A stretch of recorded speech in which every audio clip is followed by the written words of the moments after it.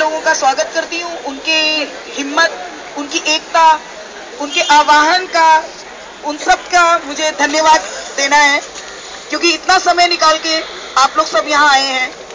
सबसे पहली बात तो मैं कहना चाहूंगी कि ये जो अभियान जो चल रहा है अभी, वो शायद पूरे विश्व में आज तक का सबसे अनोखा और पहला अभियान है, क्योंकि आज तक जो भी आह्वान हुए, चाहे वो नमक आंदोलन था, चाहे वो अपने अन्ना जी का आंदोलन था, उसके पीछे एक चेहरा होता था, एक पर्सनालिटी होती थी, एक किसी की आवाज, एक नाम होता था जिसको सुन के लोग इकट्ठा होते थे।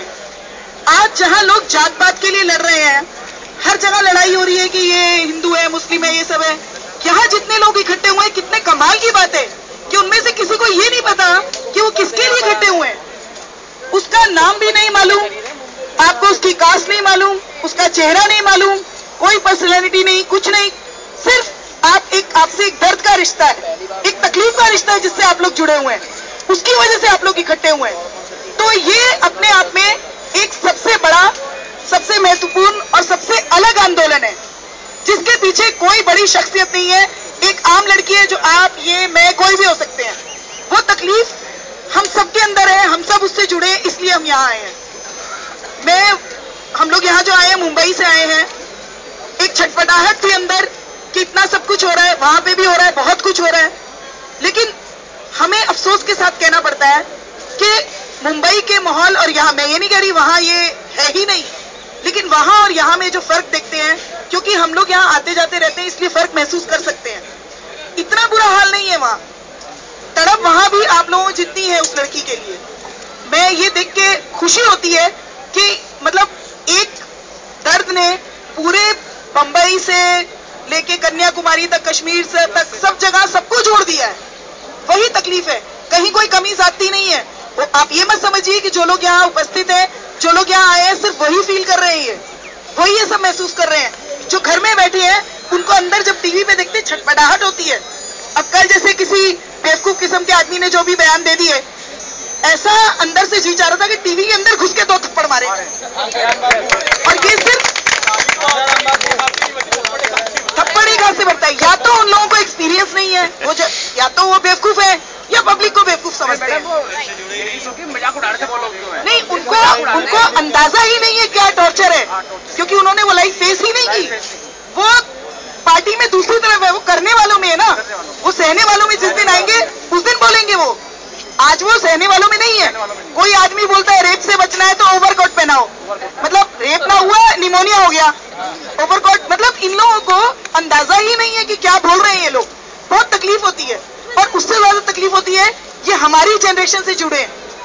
मतलब मैं तो बोलती हूँ, जो भी हमारी जनरेशन के लोग हैं, उन्हें रिटायर होकर हट जाना चाहिए, क्योंकि जितने गंदे बयान, जितने ऊटपटांग बातें ये करते हैं, लगता है या तो ये सिख है, या ये इन लोगों को पता ही नहीं है, मजाक उड़ा रहे हैं। रोज एक नया बयान आता है। अरे तुम अगर कुछ अच्छा नहीं कर सकते, कम से कम मुंह बंद करके तो रखो, जख्मों पे नमक तो मत छिड़को। मतलब आज मैं यहाँ करीब 2 साल पहले आई थी, मेरा पर्सनल एक्सपीरियंस में बताती हूँ। राजेंद्र नगर वो मेट्रो स्टेशन पे मैं अपने बहनोई के साथ, फैमिली के साथ, बहनोई बहन उनके साथ बाहर निकल रही थी। बाहर मेरा नेव्यू खड़ा हुआ था गाड़ी लेके, वहां से मुझे निकल के जाना था, करीब रात के 9 बजे होंगे। एक आदमी आया, हाथ मार के चला गया। अब क्योंकि मैं मुंबई जैसे शहर में रही हूँ या जयपुर जैसे रही, तो मुझे इस चीज की आदत नहीं है, तो मैंने तो उसको पकड़ के पीटा, मेरे बहनोई और मैंने बहुत अच्छी तरह पीटा, अच्छा तगड़ा था। सबको यही करना चाहिए। नहीं, देखिए सबको करना चाहिए, मैं आज यहाँ खड़े होके बोलती हूँ, लेकिन आज मेरी पर्सनैलिटी अच्छी खासी तंदुरुस्त हूँ, मेरी उम्र, उसमें आके रात के 9 बजे कोई आदमी मेरी फैमिली के साथ मुझे छेड़ के गया। आज 18-19 साल की लड़की अगर अकेली जा रही है, उसका क्या हाल करते होंगे। दूसरी बात, मैं आज कह सकती हूँ यहाँ बैठ के सबको मारना चाहिए, लेकिन मैं यहाँ करके ये सब कुछ इसलिए जा पाई क्योंकि मैं अपने सेफ्टी जोन से आई थी। मैं बंबई से आई थी, यहाँ मारपीट करके गई, पुलिस को बुलाया, मुझे पुलिस का एटीट्यूड देख के बहुत अफसोस हुआ। मैंने उनकी भी क्लास लगाई, मैंने कहा तुम्हारे यहाँ जो ये हरकतें हो रही है ना, सिर्फ इसलिए हो रही है, सब जगह सीसी कैमरास लगे हुए हैं। जब मैं उसे मार रही थी क्यों नहीं आया? जब वो पिट चुका हम लोगों से, मेरे बहनोई और मुझसे, मैं अकेली होती तो शायद हैंडल नहीं कर पाती, क्योंकि काफी हट्टा कट्टा था वो। तब उसके बाद पुलिस आई और वो उसको बचा रही थी हमसे। और उसके बाद जब पुलिस स्टेशन गए, वहां अंदर घुस के कहीं जाके वो है, कोई इमरजेंसी हो तो आप पहुंच भी नहीं सकते। फिर आप राजेंद्र नगर थाने में जाके रिपोर्ट कीजिए, ये कीजिए, वो कीजिए। हम लोग तो पीछे पड़ गए थे, इसलिए रात के 2 बजे हमने जाके रिपोर्ट लिखवाई और वहां उसको बड़े तमीज से पुलिस वाले कह रहे थे ये कुर्सी पे बैठिए साहब, मिस्टर फलाने फलाने। मैंने उनको बोला, मैंने कहा मैं समझ रही हूँ क्यों यहाँ ये हालत है, क्योंकि आपका डर ही नहीं है। आपसे सिर्फ शरीफ लोग डरते हैं, आपसे जो क्रिमिनल्स है वो डर खत्म हो चुका है। आज अगर मुझे लगता है, पता नहीं मैं कितनी सही हूँ कितनी गलत हूँ, ज्यादातर स्टेट की लड़कियां पुलिस स्टेशन जाना प्रेफर नहीं करती। उनको लगता है ये गुंडों को तो मैनेज कर लूंगी, 2-4 दिन की बात है, पुलिस वालों को पीछे लग गया तो कौन मैनेज करेगा। हालत यही है, आज पुलिस से ज्यादा डरती है। उनको मैंने बोला, मैंने कहा, और यही केस मैं बंबई का बताती हूँ, मैं ये नहीं बोल रही कि बहुत अच्छी जगह है, वहां पे भी होते हैं, पर एक ओवरऑल अगर आप देखेंगे, एक मेरे ही ड्राइवर ने, कोई बाहर का आया हुआ था, उसने किसी लड़की, पड़ोस की लड़की वड़की किसी से बदतमीजी की, कुछ किया, हम लोगों ने वहीं खड़े होकर 100 नंबर मिलाया, हम लोग पुलिस स्टेशन नहीं गए। वही पुलिस आई, उन्होंने वही रिपोर्ट बनाई और उसको लेके के बोला आप टेंशन मत लीजिए, इसकी हम धुलाई करेंगे अच्छी तरह। और करीब 2 दिन बाद मुझे पता चला, हमारे जानने वाला कोई वो था वॉचमैन, उसने कहा मैडम आपने किसकी कंप्लेंट की थी, मुझे भी बुलवा लिया कि आप इसके दोस्त हो, 2-4 थप्पड़ मुझे भी लगा दिए, दोस्त है ऐसे आदमी के साथ रहेगा। अब जो भी किया, लेकिन वो आदमी शायद जिंदगी में दोबारा लड़की नहीं छेड़ेगा। आज अगर मैं कहूंगी मैं मारपीट के चलेगी, पुलिस स्टेशन चलेगी, सब इसलिए क्योंकि मैं बंबई से आई थी, मैंने मारपीट की, मैं अपने सेफ जोन में वापस चली गई। लेकिन जिस लड़की को उसी मेट्रो स्टेशन से रोज गुजरना है, उसी रास्ते से गुजरना है, क्या पता वो किस नेता की, किस एमएलए की, किस अमीर आदमी की, किसकी औलाद हो, या उनके किसी चमचे का दोस्त हो, कल को उठा के लेके जाएगा। क्या यहाँ की लड़कियां इतनी हिम्मत क्यों नहीं कर पा रही हैं? क्योंकि पता नहीं वो कौन निकलेगा। मतलब मुझे कहना तो नहीं चाहिए, पर दिल्ली ओवरऑल, पता नहीं पॉलिटिक्स इसमें मेरे स्टेटमेंट का क्या मतलब निकाले, क्या मीडिया मेरा मतलब निकालेगी, पर दिल्ली पावरफुल लोगों के हाथ का खिलौना बन चुकी है। यहाँ की पब्लिक पावरफुल लोगों के हाथ में सिर्फ कठपुतली है, उसको जैसे चाहे नचाते हैं। आम आदमी को यहाँ जीने का हक ही नहीं है। अगर आपके पास पावर नहीं है तो आप 8 बजे से पहले घर पहुंच जाइए, आप पूरे कपड़े पहन के जाइए। मतलब ये अजीब सी मेंटेलिटी है। मतलब कोई, मैं कह रही हूँ, जीने का कोई आपका मतलब नहीं है। आपको किसी डिप्लोमेटिक का, किसी बड़े आदमी का, किसी बिजनेस पर्सन का रिश्तेदार होना, चमचा होना जरूरी है अगर आप इज्जत से जीना चाहते हैं तो। क्या ये हालात हो चुके हैं? अब इसके लिए जिम्मेदार चाहे पब्लिक हो, चाहे वो नेता हो, मतलब मॉरल रिस्पॉन्सिबिलिटी किसी की कुछ नहीं है। कुछ भी होता है देख के अफसोस होता है। हम लोग जब वहां देखते हैं कि मतलब टुच्ची टुच्ची हरकतें, आप पीछे गाने गा रहे हो, बदतमीजियां कर रहे हो, ये केस इतना बड़ा था इसलिए इतना बवाल हुआ। कल मैं न्यूज में देख रही थी कि इंडिया में डिवोर्स के मामले कम आए हैं, हर तरह से लेडीज बर्दाश्त कर रही हैं, इसलिए ये मामले कम आते हैं। जो आपकी नजरों में मामले आ रहे हैं रेप के, डावरी डेथ के, वो मुश्किल से 20% होंगे, वही दबा दिए जाते हैं। और उससे क्या, हम बच्चों को ही बचपन से ही सिखाया जाता है, लड़कियों को, भाई तुमको ससुराल जाओगी सब सहना पड़ेगा, अभी से सोच लो।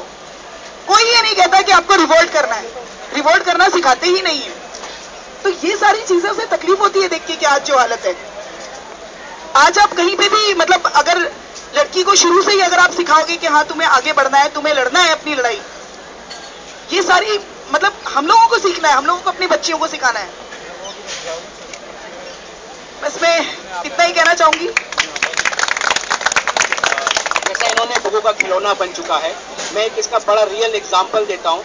यदि आप लोगों ने कभी जाना हो, पढ़ा होगा, रेगुलर न्यूज़पेपर पढ़ते होंगे, तो इंडियन एक्सप्रेस की एक पत्रकार हुआ करती थी, शिवानी, सुना है आप लोगों ने? शिवानी भटनागर।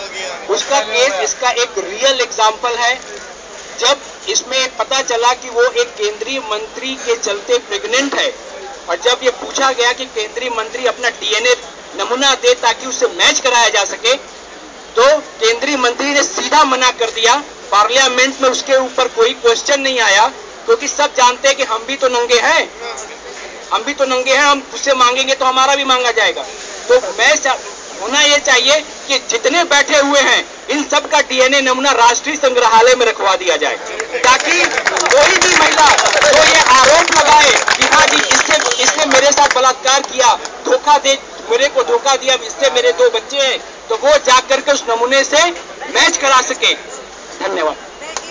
एक चीज और कहना चाहूंगी जाते जाते इस केस के बारे में सब लोग ये बोल रहे हैं कि सजा दी जाए, वो सब कुछ सही है, लेकिन एक तो मैंने आपको बताया कि ये अपने आप में एक नया किस्म का आंदोलन है। दूसरा, जो एक नई शुरुआत हुई, मैं आशावादी भी हूँ, मैं कहना चाहूंगी एक नई शुरुआत हुई उस लड़की के ये शब्द सबसे पहले कि मैं जीना चाहती हूँ, मुझे बचा लो।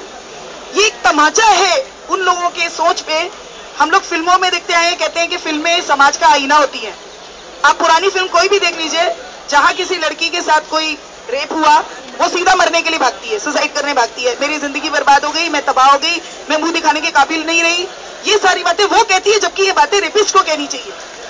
आज शायद लाइफ में मैं पहली बार माइक के आगे रेप वर्ड बोल रही हूँ, क्योंकि आज तक हम ये आपस में भी बात करते थे, बच्चों को भी समझाते थे, बेटियों को, बेटा कुछ गलत ना हो जाए, कोई छेड़ ना दे, ये शब्द बोलते हुए हम लोग शर्माते थे, डरते थे।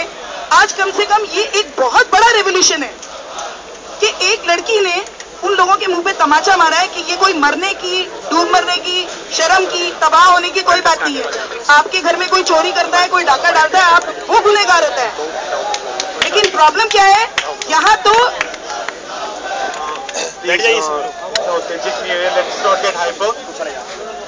ठीक है, पहले बैठ जाते please, let us not be a part of the